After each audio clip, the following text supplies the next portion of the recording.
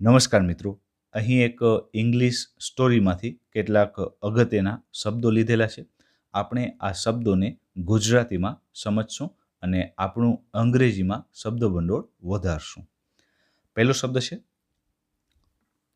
Once upon a time, એટલે એક વખત, એક વખત અથવા તો એક સમયે.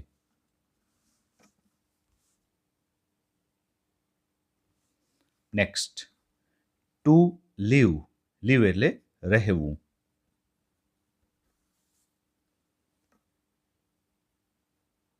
રીચ, રીચ એટલે પૈસાદાર અથવા તો અમીર. ફાર્મર, ફાર્મર એટલે ખેડૂત. સન, SON, સન એટલે પુત્ર. અને ડોટર, ડોટર એટલે પુત્રી.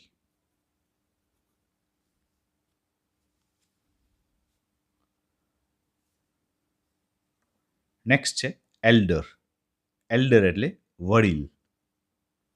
આપણાથી ઉંમરમાં જે મોટું હોય એ એલ્ડર એટલે કે વડીલ. યંગર એટલે નાનું, આપણાથી ઉંમરમાં નાનું એને યંગર કહેવાશે.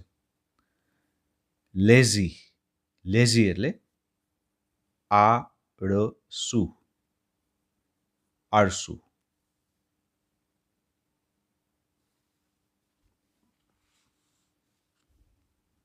દસમો શબ્દ છે ઓનેસ્ટ, ઓનેસ્ટ એટલે પ્રામાણિક.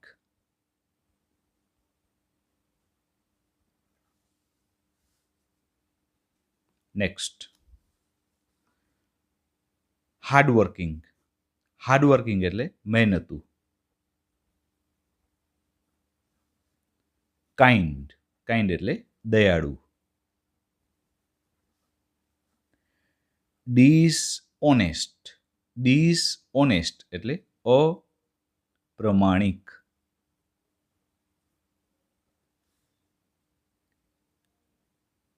પછીનો શબ્દ છે મેરીડ, મેરીડ એટલે પરિણીત અથવા પરણેલું, જેના લગ્ન થઈ ગયા છે એ પરણેલું.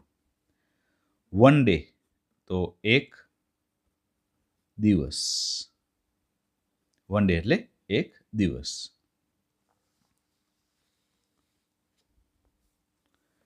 પછીનો શબ્દ છે આફ્ટર, આફ્ટર એટલે પછી. શોર્ટ, શોર્ટ એટલે ટૂંકું. ઇલ, ILL, ઇલ, ઇલ એટલે બીમાર. ઇલનેસ, ઇલનેસ એટલે બીમારી.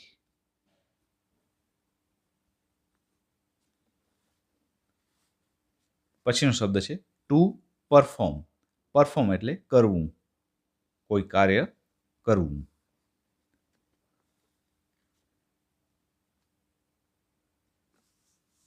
નેક્સ્ટ, ફ્યુનરલ, ફ્યુનરલ એટલે અંતિમ સંસ્કાર, અંતિમ સંસ્કાર. ફ્યુનરલ, અંતિમ સંસ્કાર. ફાધર, ફાધર એટલે પિતા.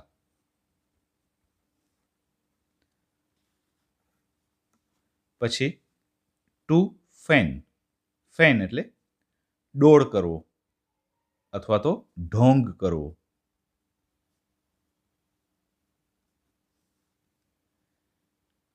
To take part, take part એટલે ભાગ લેવો, કોઈ કોમ્પિટિશનમાં ભાગ લેવો એટલે take part. Two return, return એટલે પાછું આવવું, પાછું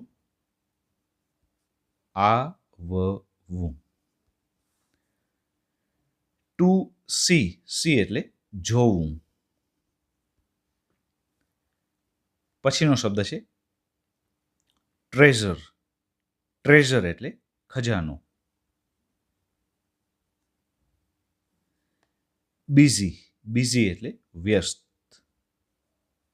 કોઈ કામમાં વ્યસ્ત, બિઝી. Two collect. કલેક્ટ એટલે એકત્રિત કરવું, એકત્રિત કરવું, અથવા તો કોઈ વસ્તુનો સંગ્રહ કરવો એટલે કલેક્ટ, અથવા ભેગું કરવું. અને છેલ્લો શબ્દ છે ઓલ. ઓલ એટલે બધા અથવા તો તમામ.